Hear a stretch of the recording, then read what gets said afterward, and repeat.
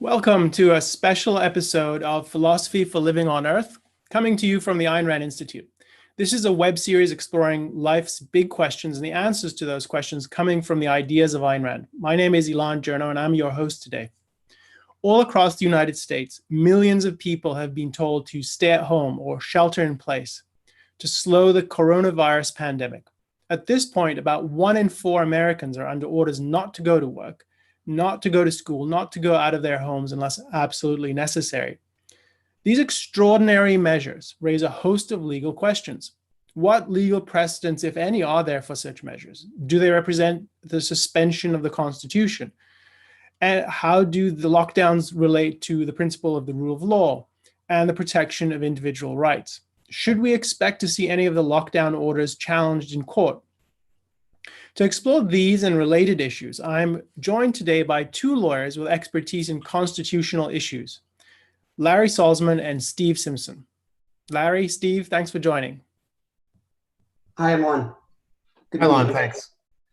It's good to have you guys. So I want to just share a word of introduction so the audience knows a bit about you. And to get started, let me tell you a little bit about Larry and Steve. So Larry is a director of litigation at the Pacific Legal Foundation, where his practice has focused on property rights and economic liberty. He is adjunct clinical professor of law at Chapman University. He's also a member of the board of directors of the Ayn Rand Institute. Steve Simpson is also a lawyer at Pacific Legal Foundation. He's a senior attorney there, where he heads up the Separation of Powers practice group. For 5 years before that, he was director of legal studies here at the Ayn Rand Institute. I had the pleasure of working with Steve every day.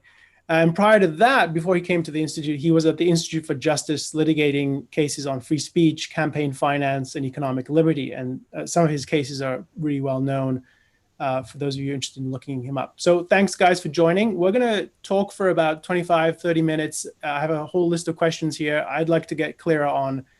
And well, once we do some of that discussion, we'll turn it over to some audience Q&A.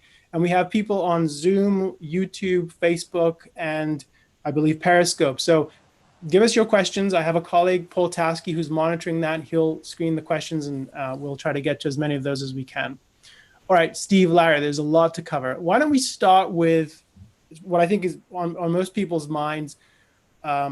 Just give us an overview of what is the law on things like quarantines and lockdowns. What's the state of the law on that? What is government's actual power today? And then maybe we can get into what's actually constitutional, what's not. Are we seeing serious breaches of that? So who wants to kick it off? Yeah, I can start, Elan. State and local governments in particular have pretty enormous power to quarantine individuals and cordon off large areas, prohibiting people from moving in and out of areas. And we can talk about what's different between quarantine and sanitary cordons versus what governors are doing now. But the broadest orders we've seen in the current pandemic, California, New York, Pennsylvania come to mind, are definitely broader than anything I've seen a court rule on in the past. That said, taking California as the example, there's at least a statute that the governor is operating under to issue these orders. There's a text in that statute that supports the very broad shelter-in-place order, even if it's never been used quite this broadly before. And I doubt that any court would enjoin that power in the midst of the crisis, except in some limited ways that we can talk about later. That's not a precise answer to whether it's constitutional, but I think that what the government is doing is at least within stated legal authority. And it also sets aside a different question. We're talking about legal power here. And what I think the government can do, or what it's historically been able to do, is perhaps different than what it should do, or why old powers or those precedents should be changed in light of all the science, medicine, communication, transportation that's available to us today that just wasn't available in past pandemics. But let me just say that there are half a dozen cases or more that I can think of where during, say, the last 50 years, where powers to quarantine or cordon have been invalidated by courts. So courts do act here. There are challenges that one can make, but it's a very long history of these powers in American government even before. I think Blackstone, who's the major English treatise writer from the 18th century, talks about quarantine as a power inherent in the power of government to protect public safety. And from the colonial era forward, local authorities required at various times isolation or quarantine in response to infectious diseases. Infectious disease was all over. They didn't have antibiotics. They didn't have germ theory. Yellow fever was common. They dealt with it the best they could. And coming into the modern era, there's a whole series of state law and U.S. Supreme Court cases that deal with this. Just to give you a handful off the top, I'm thinking there's a 1902 case involving Louisiana Board of Health that endorsed widespread cordons, citywide cordons. There's Jacobson versus Massachusetts. That's a 1905 U.S. Supreme Court case that endorses mandatory vaccination as a response to the spread of disease. You have a series of cases that didn't get to the level of the U.S. Supreme Court, but were dealt with in U.S. courts of appeal. And the one that comes to mind in California is a case called Journo versus Williamson. That dealt with a tuberculosis spread, and it was a case in which the cordon was actually struck down by a court as exceeding the power of government to cordon. But in doing so, it endorsed a very wide sort of power and set the parameters for it. So the point there is there's hundreds of years of historical precedent of cordons and quarantines, and there's very narrow court decisions going back 100, 150 years, even into the early 19th century. 1824 is Gibbons v. Ogden, which is a case that has nothing to do with quarantines, but it's cited as a sort of offhanded comment that the quarantine power of the states was an example of something that state powers could be used for. So there's a long history of cordons and quarantines, and I think what they're doing is broader than anything that's been done before, but in a certain vein.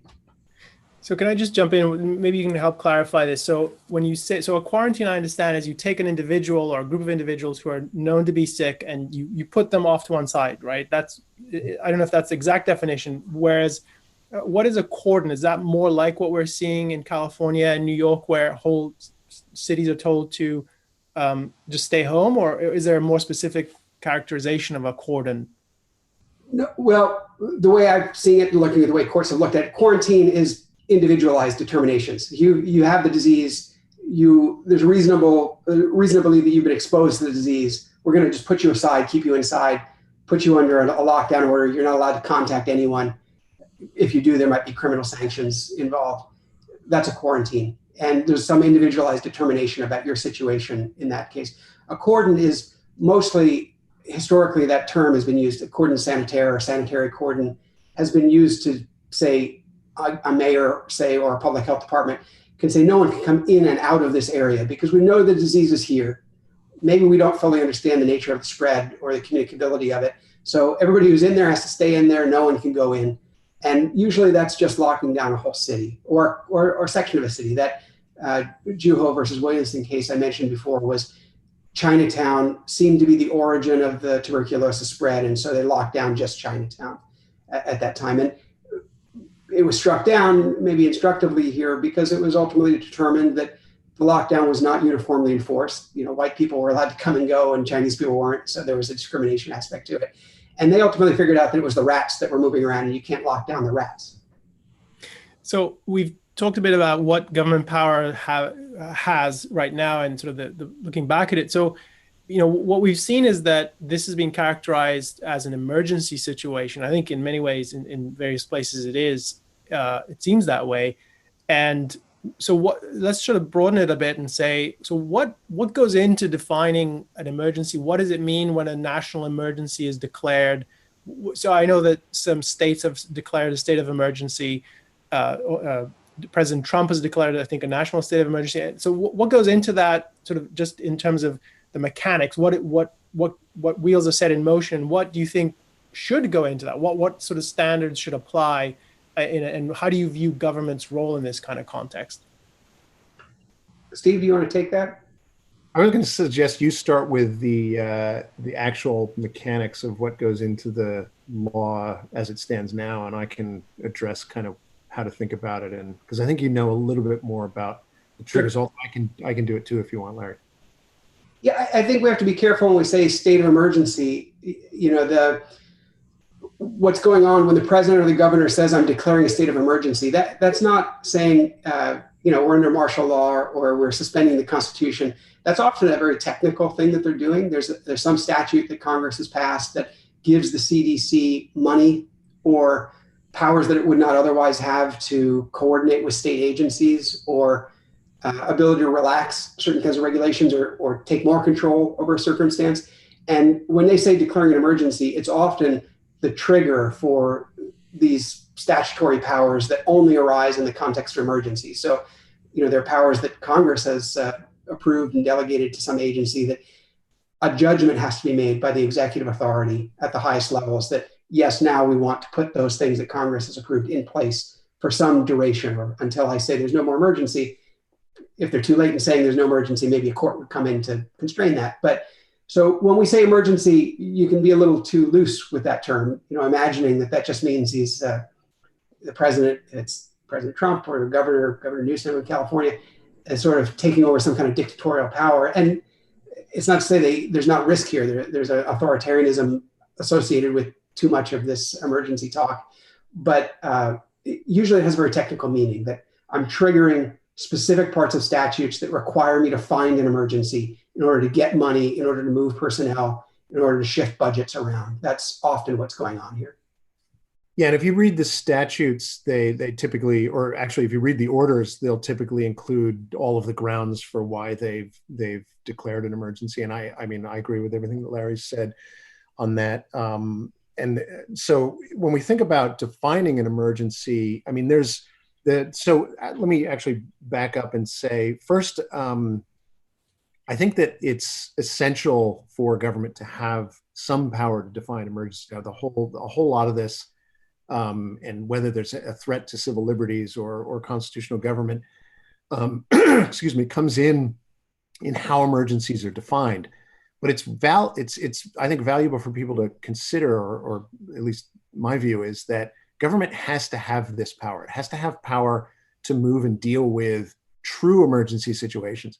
And Larry's recounted a lot of the history in the context of pandemics and diseases. But if you branch out and you just think broadly speaking, military emergencies, kind of weather emergencies, all kinds of things that can threaten the ability of government to function, can threaten the ability of people's rights to be protected, can threaten civil society. If you take this all historically and you look at context, a lot of the thinking was done in historical periods. Larry mentioned Blackstone.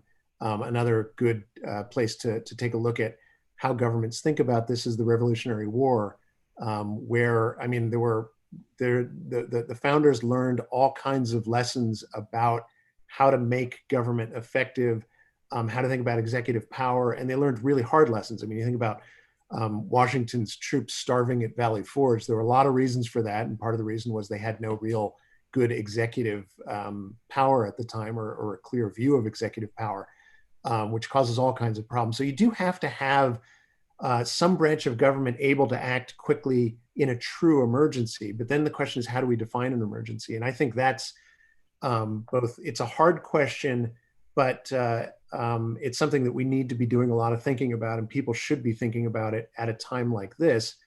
And I think there are kind of two ways to, or at least there are a number of touchstones that we can consider. And let's start with the purpose of government, because I think it's most effective to ask why do we even have a government, and then and what does it mean to have a government, and what is the purpose of government, and what benefits does government provide?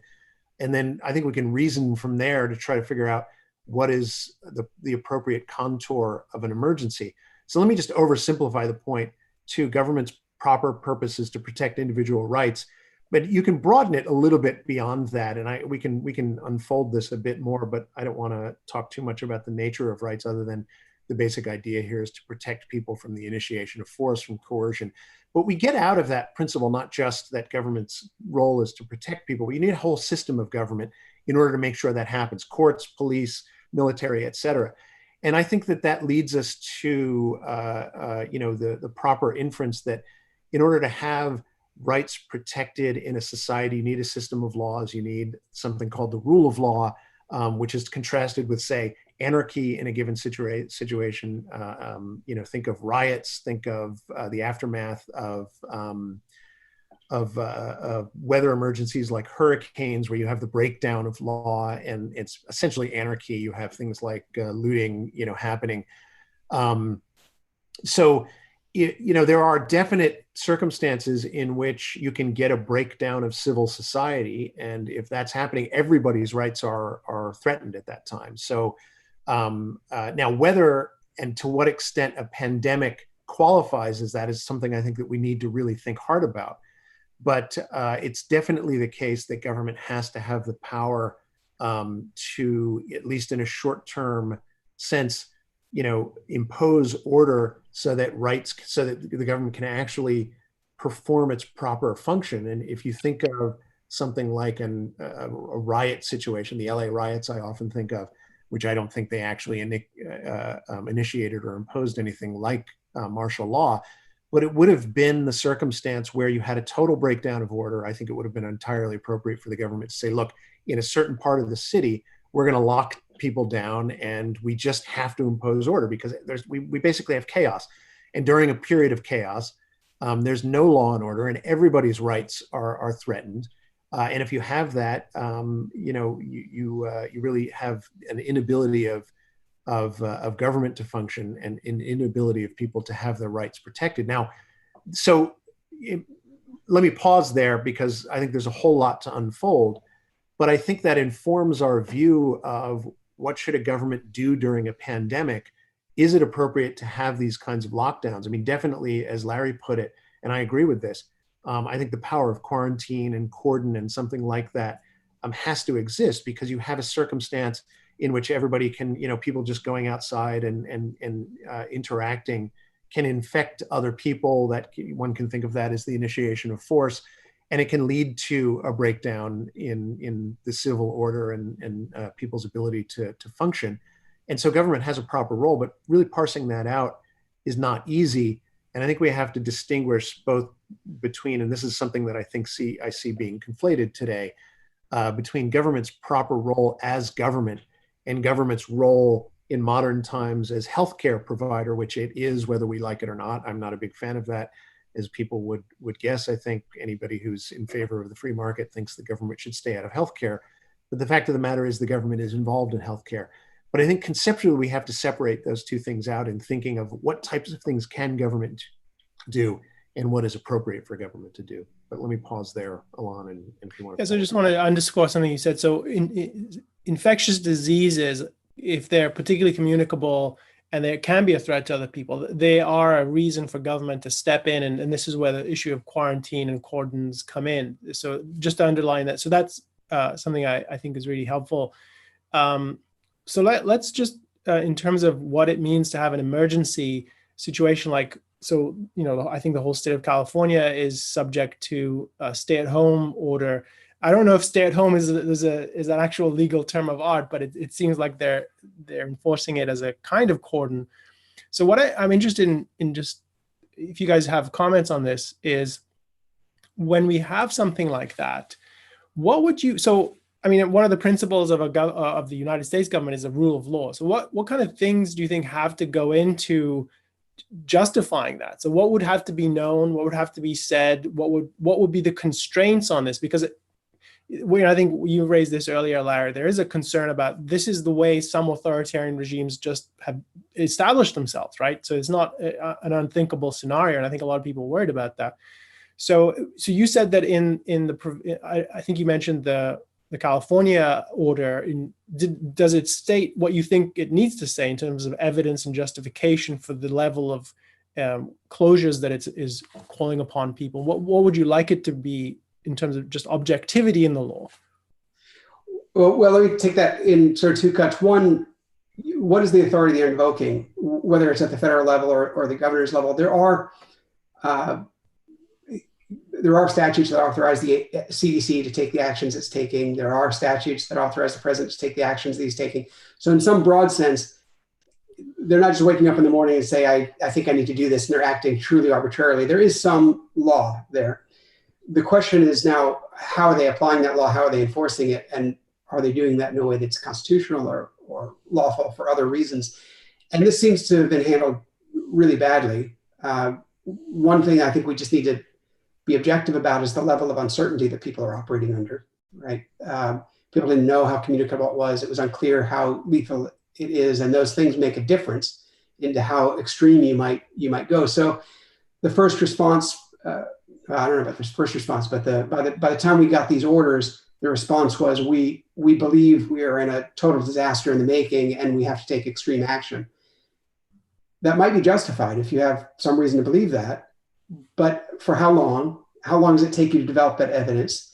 And what rights are you impairing? Here, we're doing quite a lot of damage to people. I mean, people are losing their livelihoods, they're losing their freedom of movement, they're losing a lot of money, losing their ability to associate with each other. I mean, no one's telling us we can't speak in certain ways or do a webinar like this to criticize the government. It's not that draconian, but it's there's a lot of rights at play. So, I guess what I would have liked to have seen from the governors and the president is clearer direction. Like, they did say here the laws we're invoking. At least the governor's order here in California that I saw was very clear. Here's the statutes on which I'm operating.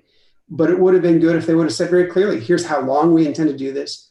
Here's what you are and are not permitted to do. Here's what will happen to you if you violate these orders very clearly. That would be part of being objective.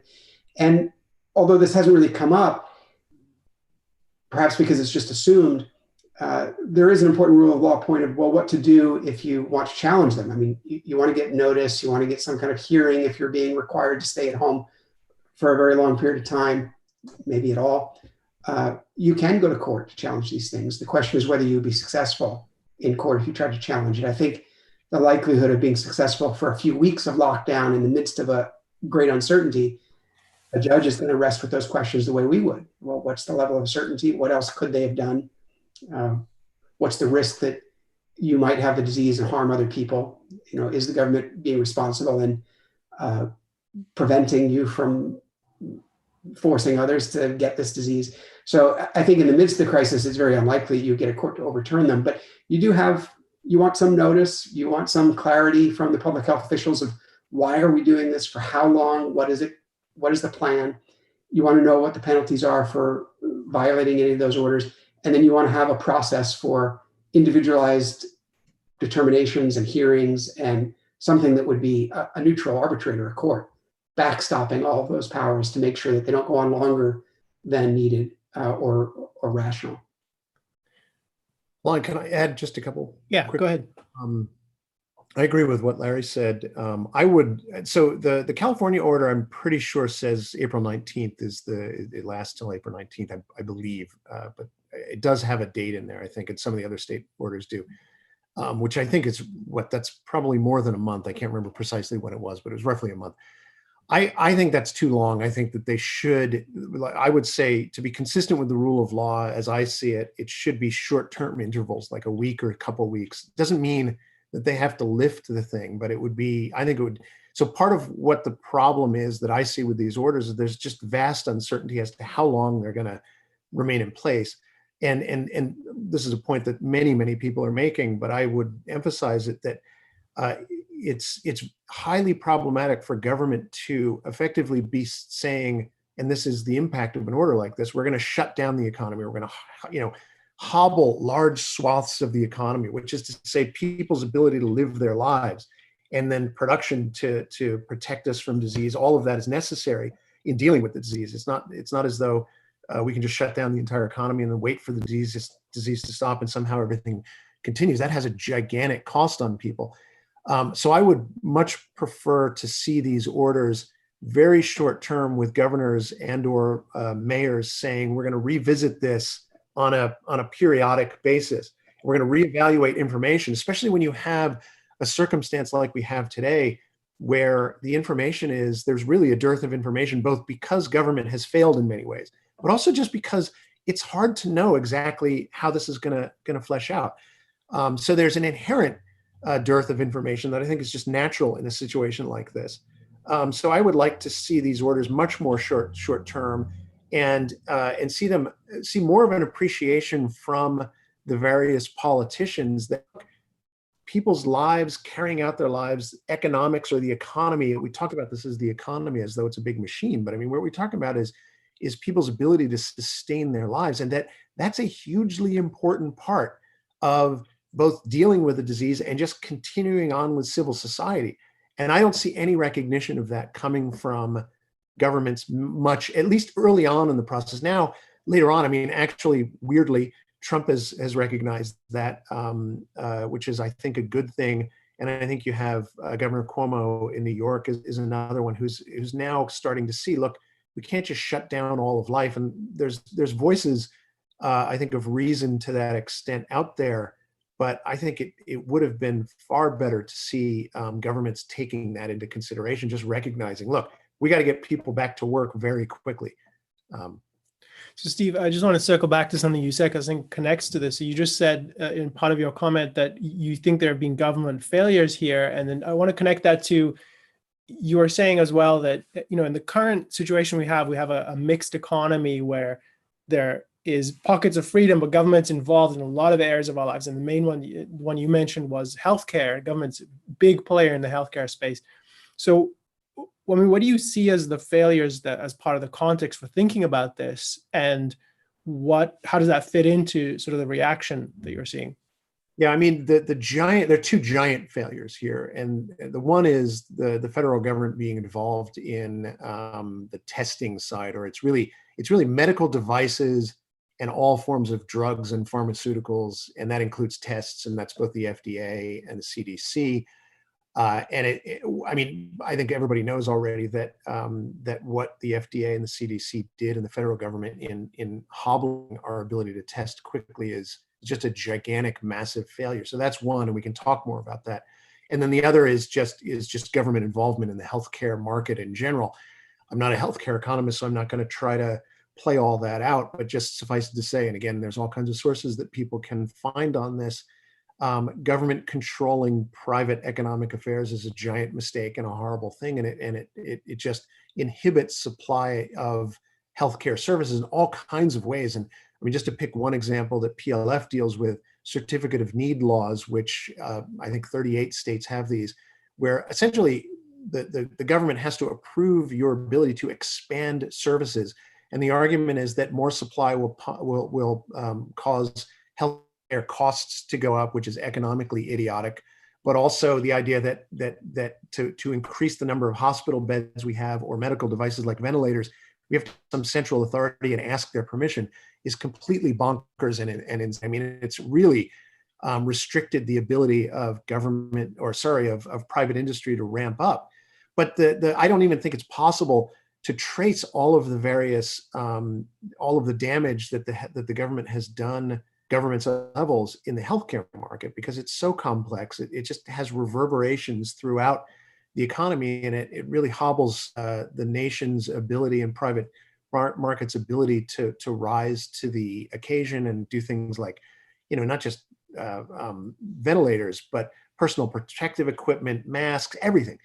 So it's a total mess, and that now what you see then is there's this enormous pressure, because you have this. You have giant demand, you have diminished supply, and then that reverberates not only in an economic way, but in a political way as well, because then all of the politicians see we have this demand for services, we can't possibly meet that, the hospitals can't meet it, and now that is then parlayed into its own form of an emergency. It's a supply emergency, and now from there you get this enormous political pressure to shut down the entire economy, or shutter people in place, so to speak, and have these stay-at-home orders, because we know we're going to flood the hospital and the healthcare system, and that has a political impact as well. And in a sense, I mean, it's understandable. So this is not understandable in the sense that we want government to be doing this, but it is entirely predictable that if you have government restricting the supply of healthcare services, you're going to be having bureaucrats and governors and others saying, look, we're in a position now where we have an extreme shortage, supreme demand for these services. We're going to have overwhelming of the healthcare system. We have to do something because we're responsible for it. And the incentives are such that it's almost inevitable that you're going to get these kinds of shutdown orders. So my point here, the ultimate takeaway from this is we've got to get out of this situation, but we also have to think about And I think Onkar and Greg talked about this in their various webinars that they've done, just sort of gird ourselves for the fact that government has done this. And now what can we really do to get out of this situation? But we have to, I think, face the fact, and let me just close this point this way. There's a limit to what government can do.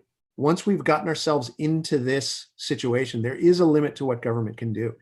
And we really need to think hard about, are we doing more? Are we doing worse? Are we creating more problems than we're solving?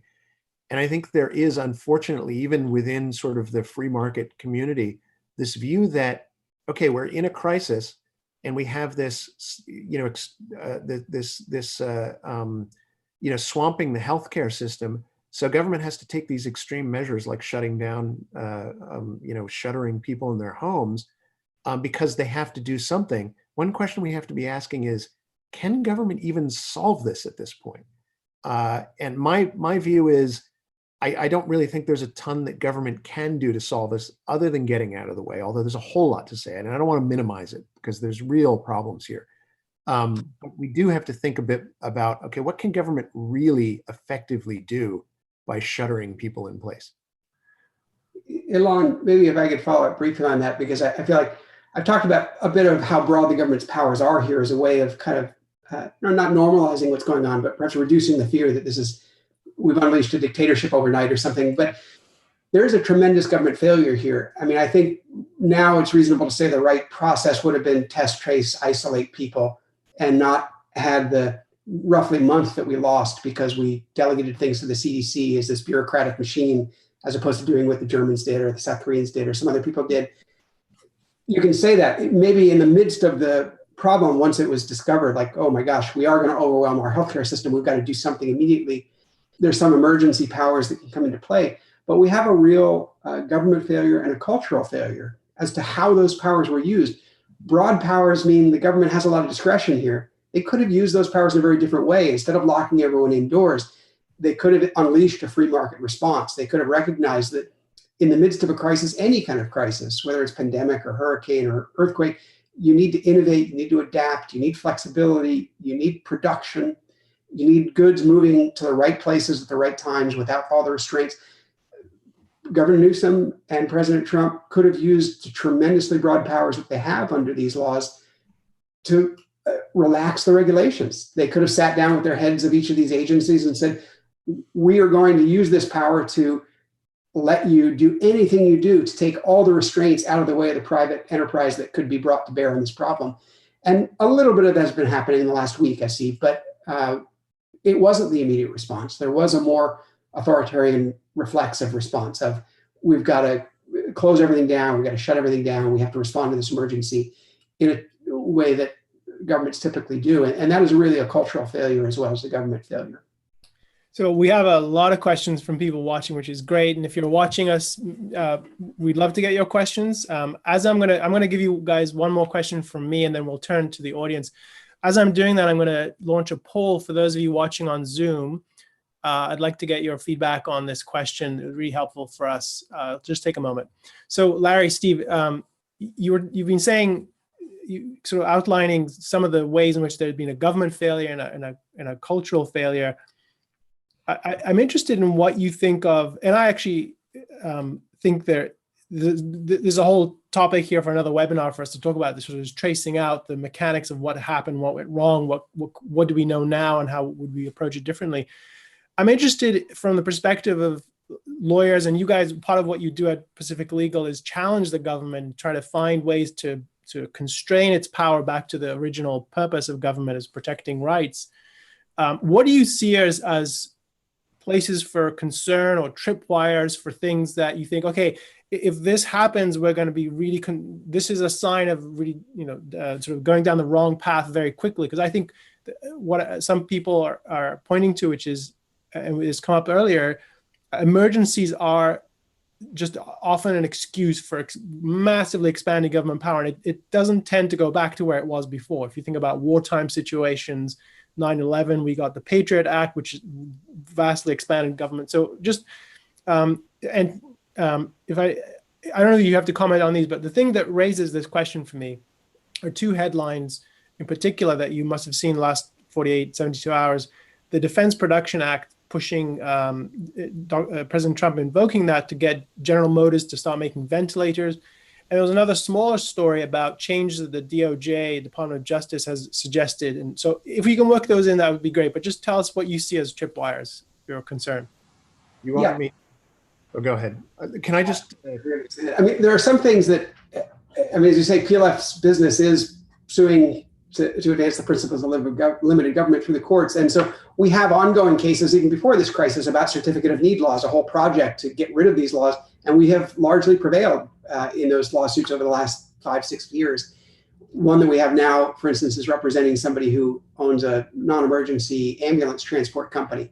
And he simply couldn't operate in Kentucky because they have a law that says you need the permission of your competitors before you can start a new ambulance company. It's a protectionist law.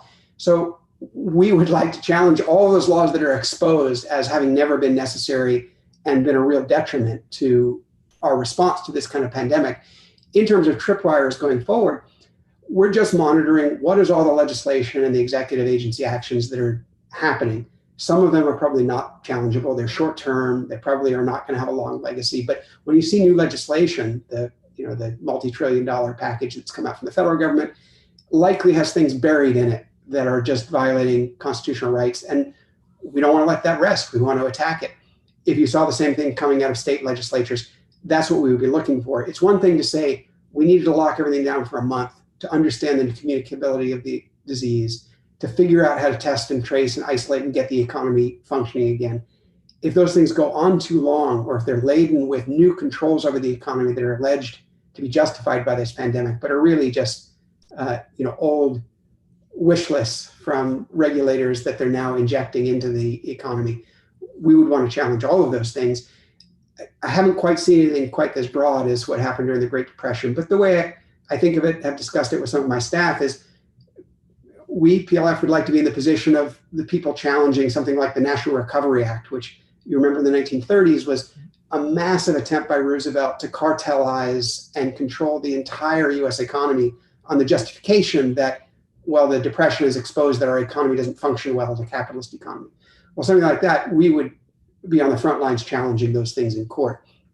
Some of what's a frustration here, I think, for anyone who's in the midst of this is that we have 200 years, just going back 50 or 70 years of modern judicial precedent. All constitutional rights have a context and a standard of review that reflects the judiciary's understanding of that context. So you have some rights like free speech that the government says, the judges will say, well, you can't abridge that unless you have a very compelling governmental interest for doing it, avoiding a fire in a crowded theater type situation. And your law is very narrowly tailored to only affect that very small problem that you perceive.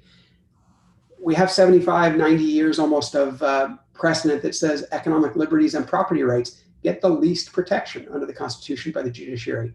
So when you look at why it may be hard to leap into court now and say that all these shutdowns are having enormous effects on people's livelihoods and their property rights, partly the reason we've got to wait it out a little bit and see what worse comes down the pike is judges have decided for almost 90 years that those are the very rights that get the least protection and the least interference by the judicial branch, and where legislatures and the executive branches are at their maximal discretion. And that's just a reality of legal history in the United States for the past 100 years nearly.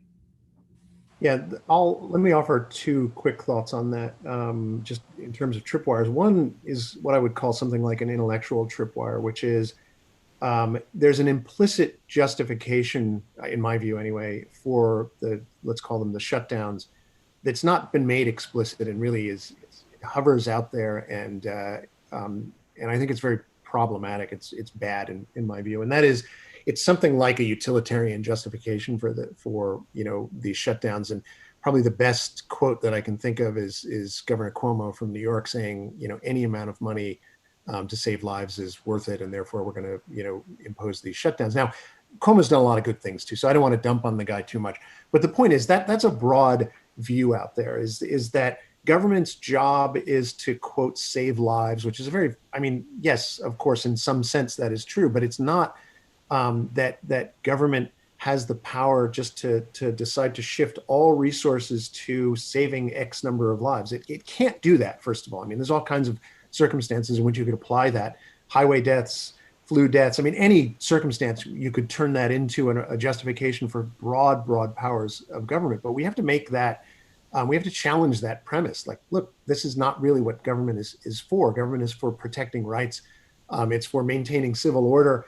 And then we need to think about what constitutes an emergency. So if it's one thing to say we're going to have a total breakdown of the healthcare market, or system, but that, I mean, we really need to be careful about throwing terms around like this, analogizing this to a war situation, and I really think bring out and just be clear about why is it that government is doing this, and what is its real role in this. So that's one tripwire that I think is already out there. People need to talk about it. They need to challenge that premise and reorient ourselves to just understanding what is the proper role of government, because that'll get us thinking about what government can actually do.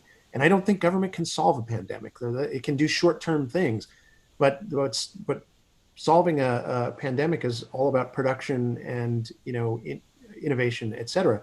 The second sort of tripwire is, again, I don't know if this is really, think about it, this is a tripwire, but it's just looking through history, and Larry alluded to this already, about what we got out of the Great Depression, out of sort of think of it as the Cold War, think of it as 9/11, think of it as the financial crisis in 2007. And what you see consistently is giant growth in the administrative state at all of those levels. I would be floored if we didn't see, coming out of this crisis, a real push to consolidate and create something like the Department of Homeland Security, except for health, disease, whatever. So combining the CDC, combining the FDA, throwing in a bunch of other powers, and creating yet another giant unaccountable bureaucracy, and people will not learn the lesson that, the FDA and the CDC really screwed this up. Let's take a look at why that happened.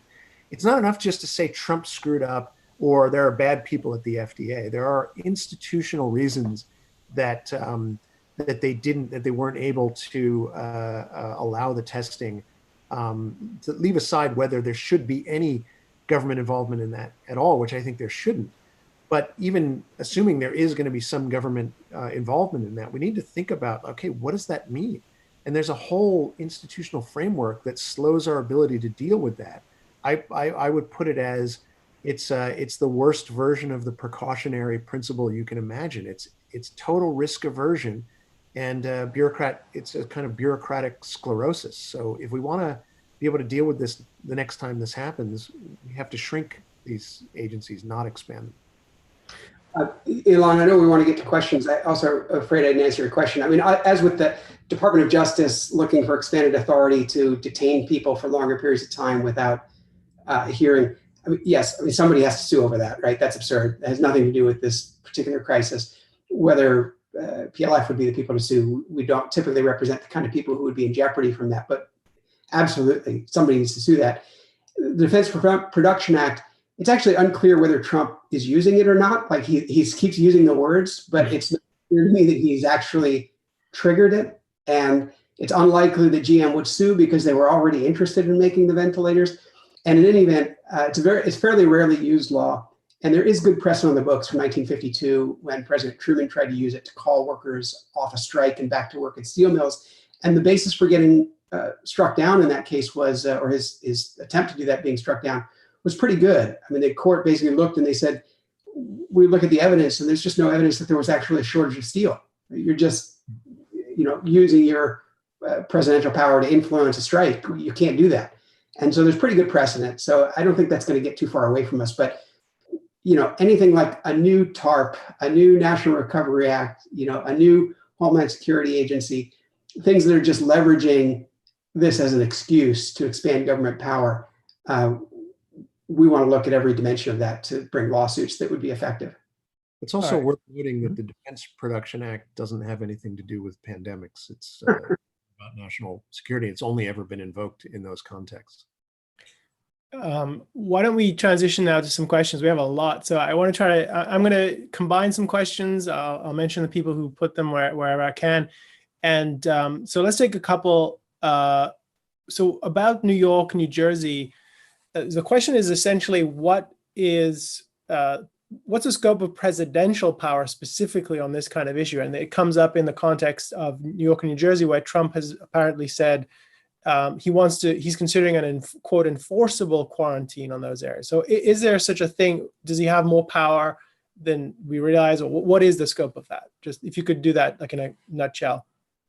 Well, I'm a little uncertain. I don't want to go beyond what I know, but I'll say the primary power for quarantines and cordons is coming from local public health officials and state. It's a state power that's often delegated to local public health agencies. There are administrative powers at the federal level that come under the Food and Drug and Cosmetics Act and the enabling statutes for the CDC. And so there are definitely limited circumstances in which the federal government has powers to override what the states are doing. Unless there was just something really off the charts going on in New York or New Jersey that would justify, it seems unlikely. The one thing the federal government could do, it seems from past cases, is prohibit interstate travel between a state that has a particularly bad infectious disease rate and other states. That's possible. Never been done before, but it's at least a possibility. Okay. So that was from Anonymous on Zoom. This question is from John on Zoom. So I'm going to condense it a bit. So the question, let me put it in two contexts. One is in today's context, and the other is in what you would take as a sort of ideal government system where the scope of government is properly delimited. Under what conditions could the government force someone to be tested for something like coronavirus? And I mean, this is already in the realm of if we had testing at the point, could be tested for that. And if you refused, could they force you? Could they punish you? And how do you navigate that kind of issue? I can say something, and then I'm interested in Steve's view. But I think they have some power to do that, right? It would probably fall under. I mentioned the 1905 case of Jacobson versus Williamson, which is the Supreme Court case that establishes the whole framework for thinking about vaccinations that are mandatory.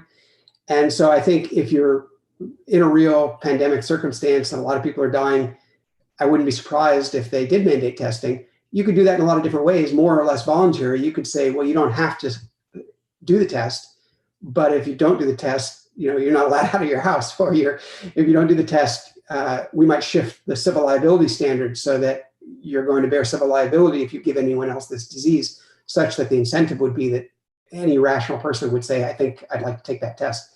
What comes out of Williamson is government can force on you certain invasive procedures. Vaccination, I don't know that they can go much further than that, actually, but there are limits. Like if you have medical conditions that might make it particularly dangerous for you to get vaccinated, or there's just zero evidence that you have a risk of exposure or giving the disease. If you have some evidence that you're immune or something, they can't do it. So the same thing would apply to testing. You might have exceptions to it based on your individual circumstances.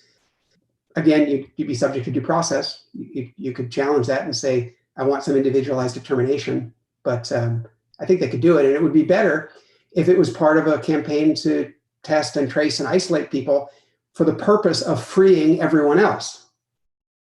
Yeah, I agree with what Larry said. And the way I would think about it is, I actually think that would be far better than what they're doing now. If they said, look, if you think of it from the standpoint of the initiation of force, individual rights, what the government is saying is there's extreme uncertainty. We don't have any idea who has this disease, and therefore we can't set or understand. We have no discernible standards for when a person might be violating another person's rights. So I think the standard would be something like, if you're not going to get a test, you can't travel to these kinds of areas. It would be instead of everybody, being shuttered into their homes or having a stay-at-home order, it would be, look, if you want to go outside, if you want to go to services, get the test, assuming the test is widely available, which it should be. So part of this would have to be, we're going to allow everybody to be producing these tests, but get the test, and then you can essentially, show that you're not a threat to somebody else. So let me draw an analogy here to.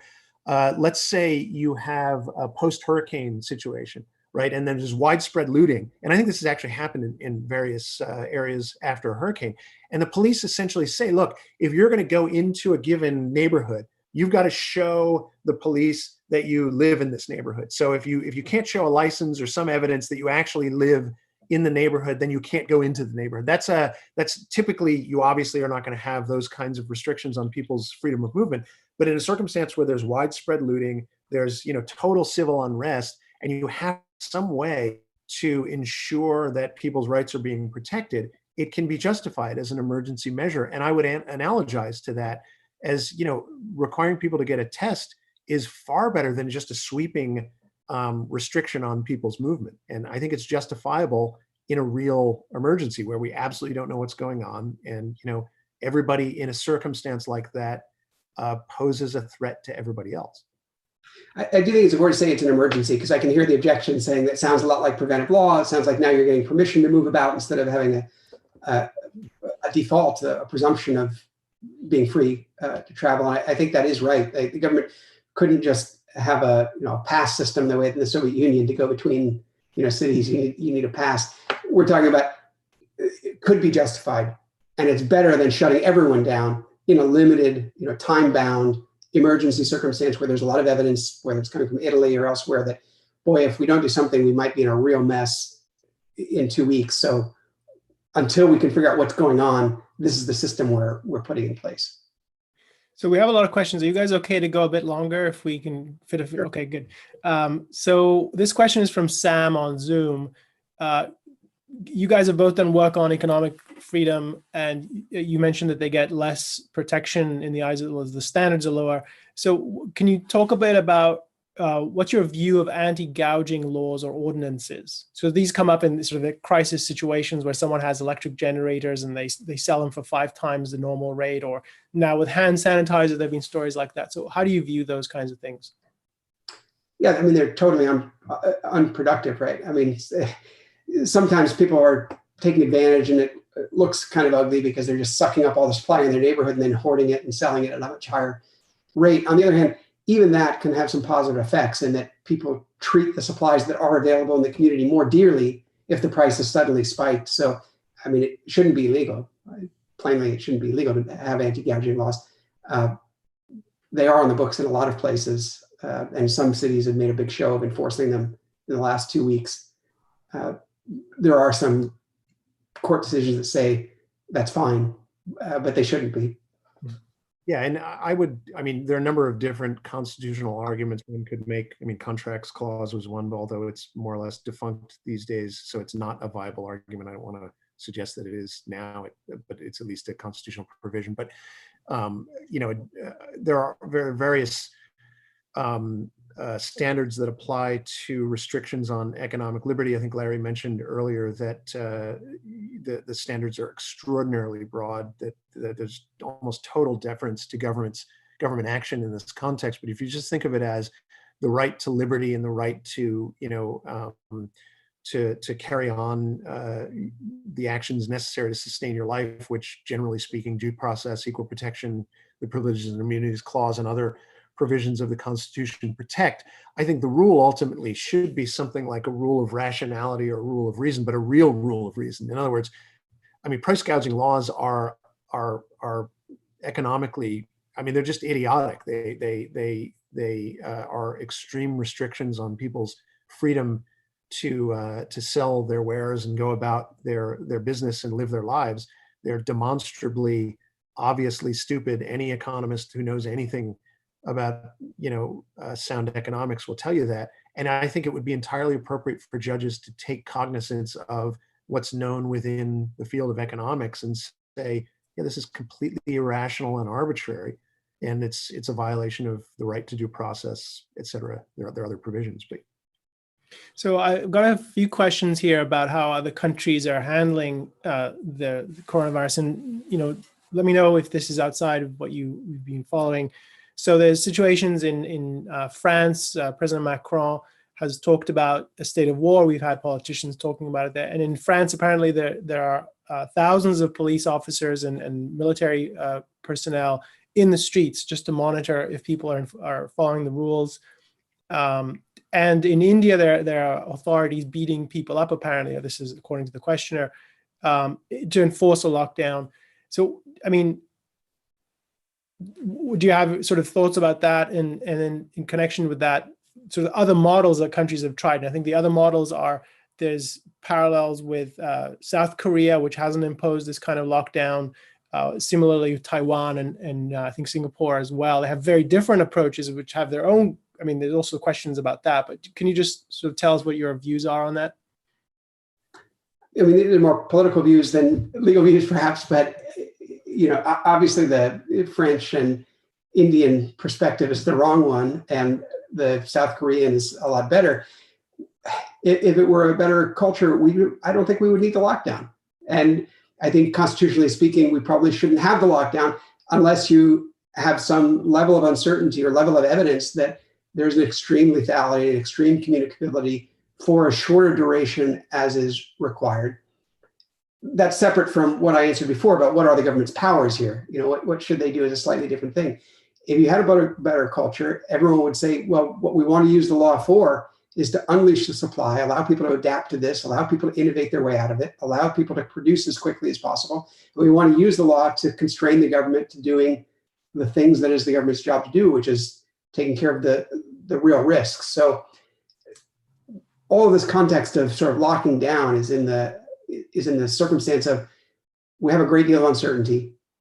The one thing we do know is if things go the way they were going for the week before or two before the lockdowns, there will be overwhelming of the medical system. We don't know how long that will last, and we don't know how many people are going to die. So there's a level of evidence there, or a level of uncertainty that justified pretty extreme action. But you'd want to unwind that as quickly as possible. And I don't know how you unwind that except by testing, tracing, isolating the sick people, and allowing everyone else to get back to their normal lives as quickly as possible. That should be the imperative coming out of our government. Yeah, I'll just add that one of the reasons that we should be really, really hesitant to do two things. One, analogize to war. This is not a war. It's totally different.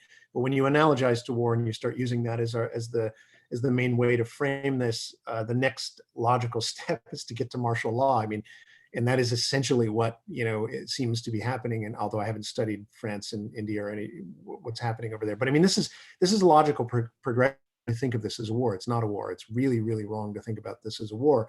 But the other thing to think about is if we have lockdowns or shutdowns or stay-at-home orders, they have to be enforced somehow. I mean, every law that you put on the books or executive order or emergency provision has got to be enforced. And that is one caution that when we're thinking about what types of measures to take, we need to think about, okay, if people start violating these measures or, advertently or inadvertently by going hiking or something or going to the beach, you're going to need police out there enforcing these laws, which is going to lead to all kinds of tense interactions between the police and citizens. And it's also going to move resources away from other things. I mean, something we haven't talked about, which I don't think we're going to have time to talk about, is think about all of the other things that are the normal, things that government has to deal with. I mean, domestic violence, I think, has spiked and will probably predictably spike because people are shelter in their homes. But there's all kinds of other consequences to this that we need really to think about when we impose these kinds of orders that I don't think people are thinking about. So I want to turn to something that has to do with infectious diseases, but taking a step back and asking, this is from a question from Zoom. So, project forward once we're past coronavirus, this situation, and presumably there'll be more viruses because this is just part of how nature happens and we can't predict. So the question is, what would you say is the proper way for under sort of constitutional system to protect the country from infectious diseases? Is this partly something that you do at the border? Is there things that government should be doing? So how would you think about this kind of issue? Because it seems like very infectious disease is a threat to other people. So how would you go about thinking about that? I think it's appropriate. Excuse me. I think it's appropriate for government to be to have some sort of an agency or some sort of a branch of government.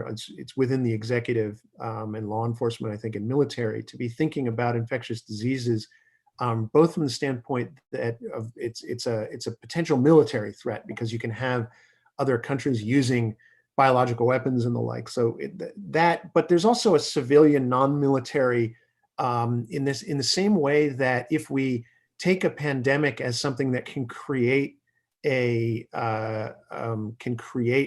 a breakdown in civil order and the types of things we've been thinking about, it makes sense to have something within government that is monitoring these and paying attention to them. And you could have something like the CDC. And this is, I think, the primary purpose of the CDC is to sort of figure out and monitor these types of situations, and then advise executive officials or other branches of government as to what steps need to be taken, or how do we define an emergency. And I mean, that is in part a scientific question. So I think that there is a proper role for government in monitoring and developing standards for this kind of thing.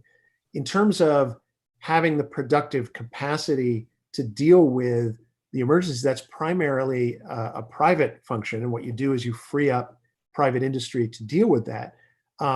Now, beyond that, I do think there is probably, I think there's a proper role for something like the Defense Production Act from a national, security standpoint. That is, I mean, at least I could be convinced otherwise on this. But during wartime, if you're attacked, let's think after Pearl Harbor and we have no resources, we got to ramp them up quickly. You can see that there's, some role for government to say, okay, we need to shift resources to be producing so that we can meet the real threat by an external enemy. And I could see some kind of argument for a law like that if everything else breaks down. But the primary role of government should be getting out of the way and allowing people to produce so that private industry can deal with these kinds of things. I agree with that, but Elan, I just want to put a word in, but the government has a role, but a lot of this is just up to people's voluntary action, right? We look at, and also you don't want to be rationalistic about this. It depends on the kind of disease. What we're dealing with right now, or what we were dealing with, is a certain level of uncertainty and a crisis based on years and years and years of accumulated government regulation that produced maybe shortages in the kinds of materials we would need and lack of flexibility to people to meet the surging demand. So there's one thing that we have crisis or an emergency. It's another thing what you would do ongoing. And I look at every year we have a flu vaccine, and some people take it, some people don't. And the government doesn't arrest people for not taking the flu vaccine, and it doesn't mandate that everyone gets the flu vaccine. I think the majority of people, do take it because they find it in their interest. Part of that is the level of risk from the flu is judged to be not so dramatic that we would violate somebody's liberty right, liberty interest in order to do that. If you had some disease that was highly lethal and highly communicable, and walking outside basically meant that you were going to kill somebody, well, yeah, you would mandate that. And I think there's a big difference there. There's a line you can draw. There are border cases, but the fact there are border cases doesn't mean that there are some diseases that are so lethal and so communicable that you might insist on some government restraint or government control over it, versus a lot of other things being just voluntary. People would take vaccines if they thought they were at risk, and people who are at high risk should be sheltering themselves. It's not incumbent on all of us to shelter somebody, to have some small percent of the population not get sick. If they're at higher risk, they should be sheltering themselves. Yeah, let me just echo that if it wasn't clear from what I said, I think government's role here is very, very small. But it's analogous to, if you have a police force, they should be able to monitor crime. And, if there are such things as pandemic emergencies, which there are, then government, I think, should be able to monitor. We should also, though, recognize something. And sorry, I shouldn't be laughing about this. It's a serious situation. But I mean, pandemics don't come along all that often. I mean, it's like now we're paying super attention to it, but it's not the normal state of life. So that the idea that government should be focusing all its resources, and there's a way in which government just careens from one thing to the other because of the way politics works. But I just want to echo Larry's point that the main solution to this is private industry, and I mean, which, by the way, has done an unbelievable job in protecting us from disease and creating one of the best medical healthcare systems in the entire world. And certainly the free market does that. So, I mean, that's what we really should be focusing on if we want to prevent these kinds of things from happening in the future. So maybe 2 or 3 more questions and then we'll wrap up. So one is, when we were talking about doing this webinar today, we were talking about how other states are handling it. So that we've got the California and New York and many other states are statewide lockdowns. And then other states, the governors have left it to particular counties, I think, in some cases cities. Do Do you think, just in terms of the legality and sort of the best principles to follow here, should it be more localized to, okay, we know this borough is a hotspot, maybe that borough in particular is locked down versus the whole of New York City? And I don't know if that's actually accurate, but suppose that was the situation. Do you favor that in terms of just better recognition for rights and freedom? I definitely do, but I mean, that what it requires is, so the broad principle here, the broad constitutional principle is federalism, and the idea that we have, state governments that deal with local things, and then local governments all the way down to local governments, and then the federal government that deals with really national issues. And that I think the basic goal there of you want on the ground officials dealing with on the ground kinds of problems, and decentralization is much better than centralization. And generally speaking, that's a good principle of organization, and it applies to government just as much as it applies to any other activity. But what that requires is two things. I mean, just I'll throw out quickly. One, it's coordination among all of the various levels of government, which we don't have, at least not from the federal state level. We certainly didn't have that, I think, early on. And that is that's a real administration, Trump administration failing. Although it's worth keeping in mind what government is, what other administrations have done and can do.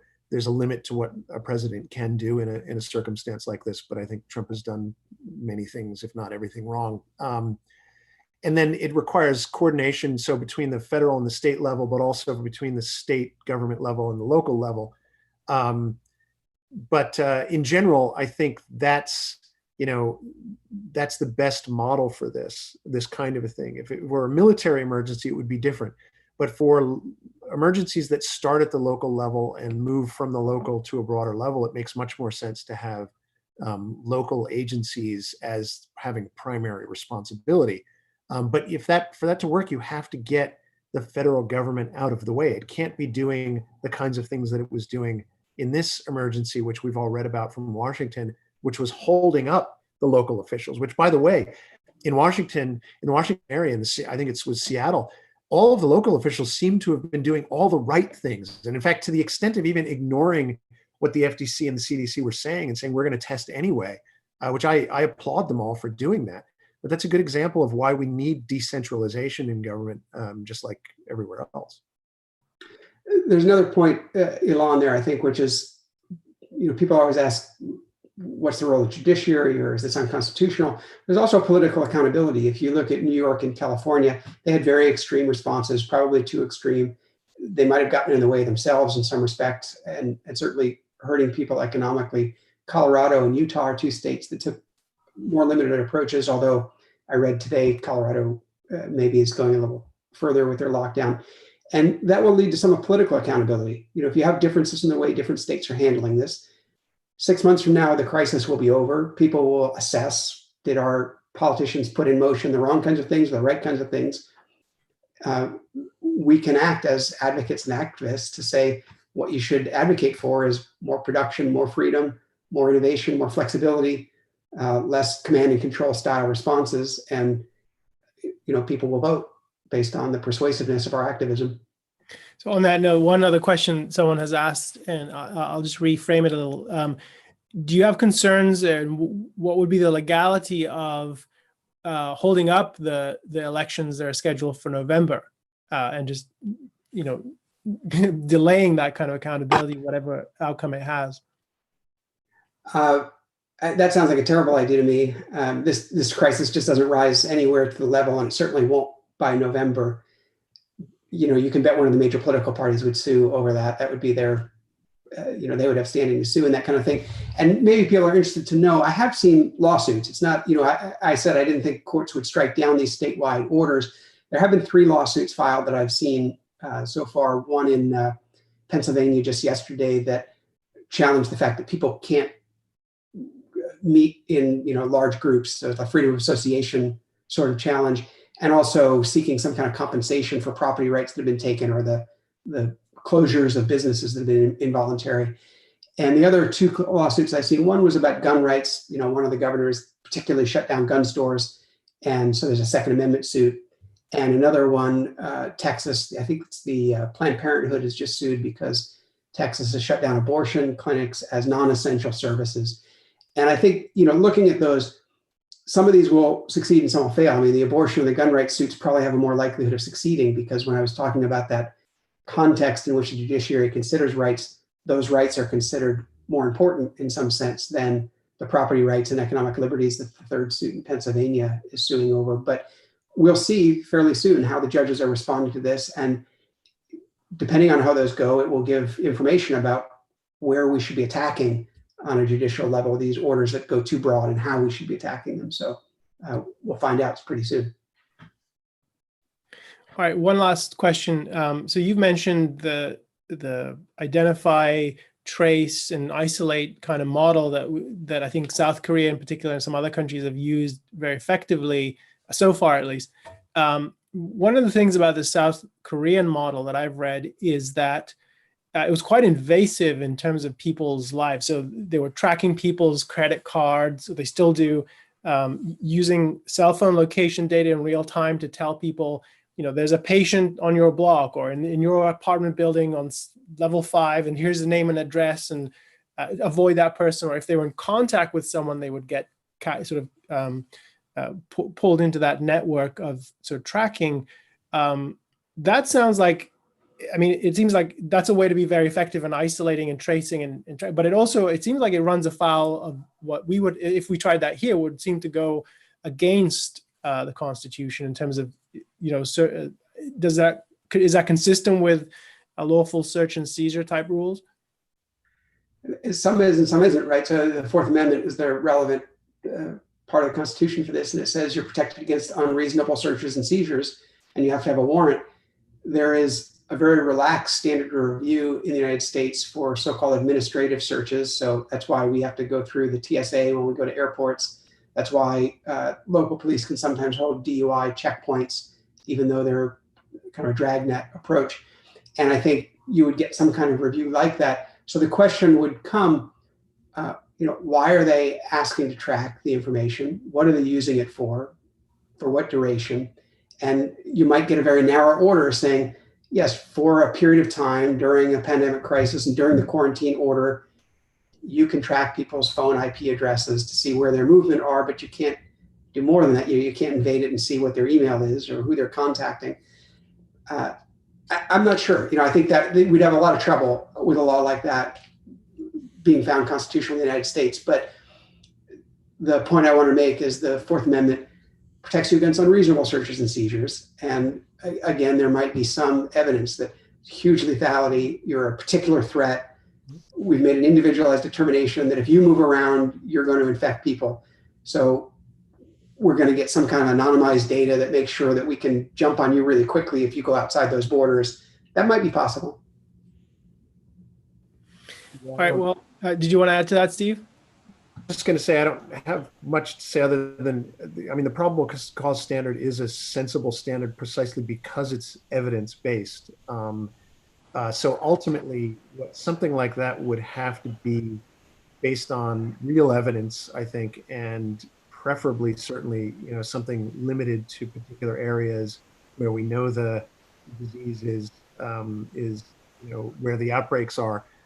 But I would be floored if people wouldn't voluntarily do a lot of that kind of thing. We see all of the calls for testing. People want to be tested. It's not as though we have, and that's part of the legal analysis, I think, or at least the political analysis from the standpoint of the politicians in implementing this kind of thing. It's to recognize that, look, people are trying to get tested. Everybody wants to be tested. There's nobody I think there'd be very few people who say, no, I'm not going to be tested. I don't want to be monitored. I don't want to provide more evidence so that the various modelers and the epidemiologists can track this.